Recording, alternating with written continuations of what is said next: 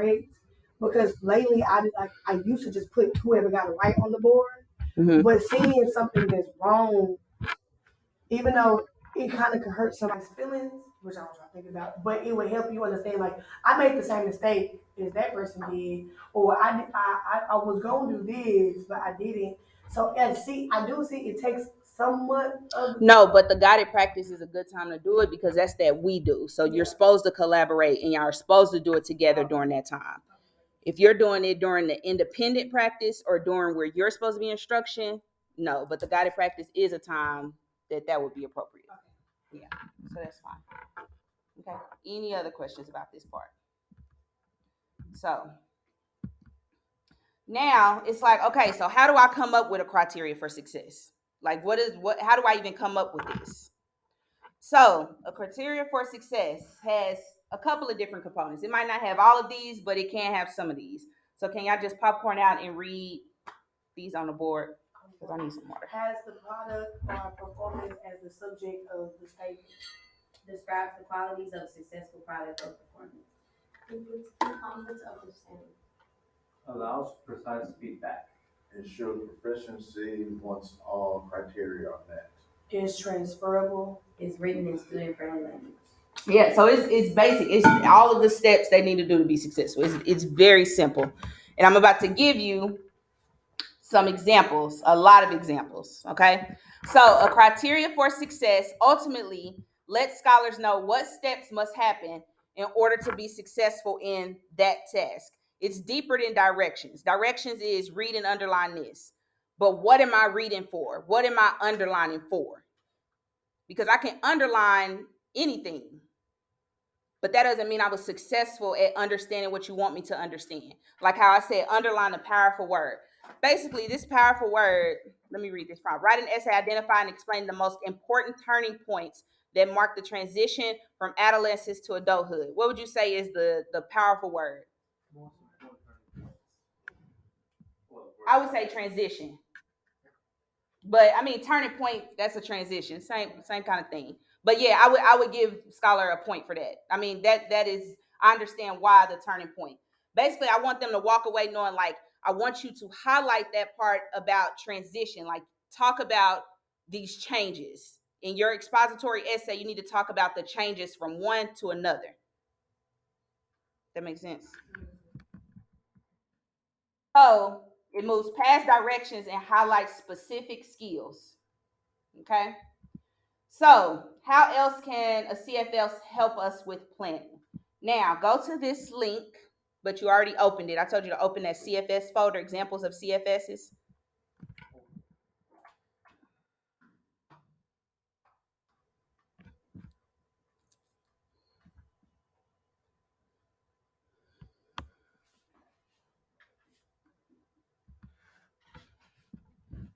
Y'all have that folder up, so I'm going to go to, is this it? Nope. That's a scholar copy. This examples of CFSs. Let me go here. So I have my criteria for success for body paragraphs. You can put that up. You can pull that up in that folder. It's a bunch of just different criteria for successes. So for this one, I said that a body paragraph makes an assertion, so a claim, an argument. So basically, if we're talking about the transition, the most important turning points that mark the transition from adolescence to adulthood, typically in the essay you have 3 body paragraphs. So one body paragraph can be the first most important transition from adolescence to adulthood is when you turn 18. That marks an ending of an era from high school and when you are officially an adult. That's my assertion. That's my claim, right? My topic sentence. Explain the context. What is happening in this part of the story that you are discussing. So now, I've already said 18 is that turning point, right? So now I need to say why 18? What is happening at this age of 18 that makes this a turning point? Include a quoted piece of evidence that illustrates, shows, and proves the device. Now, here's a question. Based on this one activity alone, remember my exit ticket is to be able to write what? A body paragraph. I just did one activity. Can I be able to successfully do all of these these bullet points just off that one activity? No. No activities talked about what is happening. No activities was I practicing making a claim. No activities allowed me to use text evidence. No activities helped me explain. Like, I didn't do any of this in any activities. All I did was understand what I was being asked. Right? So look at this next activity on your paper. The chores chart.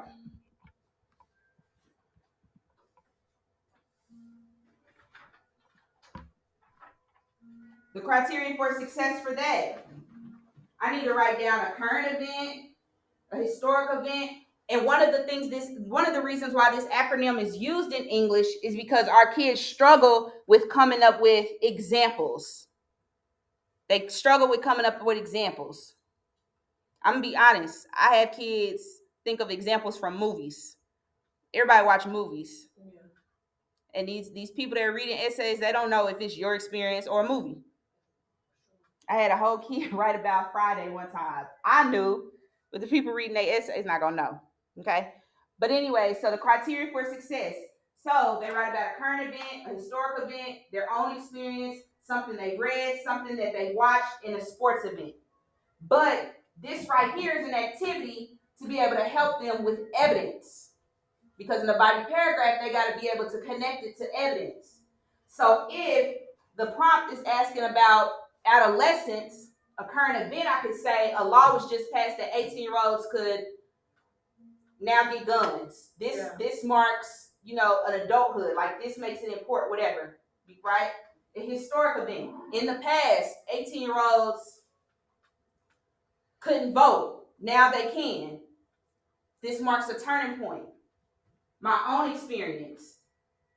My brother got a car. My brother ended up getting a car at 18. My mom kicked my brother out the house at 18. Yeah. He was responsible for all his own bills at 18. He was able to get a job. He went out to college, right? All of these, that's own experience. That's evidence. Something I've read. I read in a magazine once that, I don't know. I can't even make up something for that. Entertainment. I was watching a movie and this 18-year-old, whatever. In sports, an 18-year-old can officially go to the draft. Responsible for millions of dollars. This marks responsibility. This is an activity that is going to help them provide evidence. This alone gives them 3 different body paragraphs. One could be a current event, one could be historic, one could be their own experience. But this activity helps them with that evidence piece. Look at part 3, the brainstorming piece. My third activity of the day.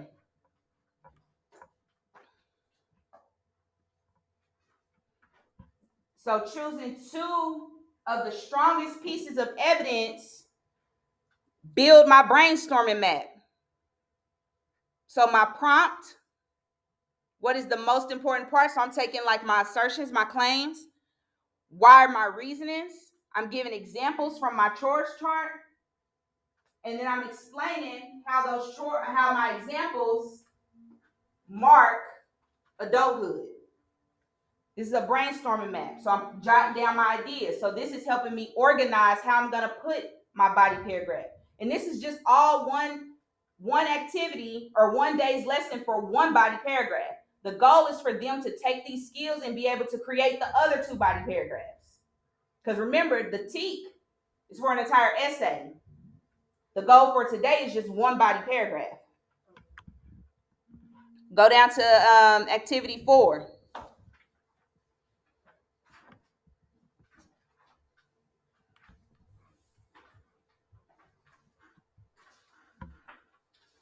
So now I'm writing the outline for my essay. It's just an outline. So what do I want my first body paragraph to be about? So I'm going to have a topic sentence for one. So whether that's going to be I'm going to focus on like a current event or my own experience. this activity is only having them do 2 body paragraphs, not 3, because it said the 2 strongest pieces of evidence, right? So it could be a current event or a historical event and a own experience. I think those would be the 2 strongest: historical event and an own experience, right? So my topic sentence, and then whatever my evidence was from that chore chart. Topic sentence, evidence from the chore chart. Okay? Then that goes on to day 2. So that's a whole nother objective with that yellow. So after I complete this outline, I should be able to move on to my what? At the end of the class. Which is the what? The exit ticket. The show. The demonstration of learning. Yep. Exit ticket, show, demonstration of learning. But all of my activities built on what I was expected to know by the end of the day. By the end of the day, I was expected to know how to walk away from here with the body paragraph produced. Now, it might be a draft, but remember, that was my objective. A draft. It's not on this one. Where is it? It's somewhere. I can't find all these tabs. But it was a draft of the body paragraph. Okay? So now what we're going to do, the lesson that you did last week, that you pulled out last week, and Ms. Jenkins, you can just pull out any lesson in the future, one that you haven't done yet. For the next 30 minutes, you are going to create one deliverable, so a scholar output on your own. And I want you to outline a CFS to go along with that deliverable. Okay? So in the folder that I had you star, so everybody had their own folders. I'll come show you, Ms. Jenkins. Everybody had their own folders. In that folder, create a Google Doc. Entitle it like deliverable 1 or something. And based on the TEAC that you broke down last week, create one deliverable, so one activity, and create a criteria for success. So how will scholars be successful in this activity? And you all can work together. Feel free to work together. But what is a criteria that scholars need to follow to be successful at your activity? Remember, your deliverable must be the same or prerequisite skills that the TEACs are covering. So you cannot, I'm just going to use English TEACs because I know them. You cannot be identifying vocab the whole time if the goal is to analyze. Now, your first activity might be identifying if it's going to lead to, like, if I have to analyze a theme, I first need to identify what the theme is. That's different. But the rigor has to match.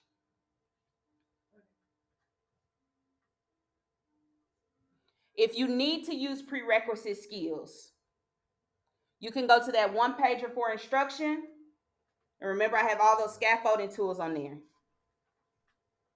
Okay, so you all can work together. Feel free to collaborate and work together. And we're going to do that for the next 30 minutes. And I'm going to walk around and I'm going to make sure that you are on task and that your criteria for success matches what we put up on the board earlier. Okay? Any questions before we move on? Can I handwrite mine? Because none of the information is functional. I don't have that on computer. Yes. Thank you. I'm waiting for a copy of paper.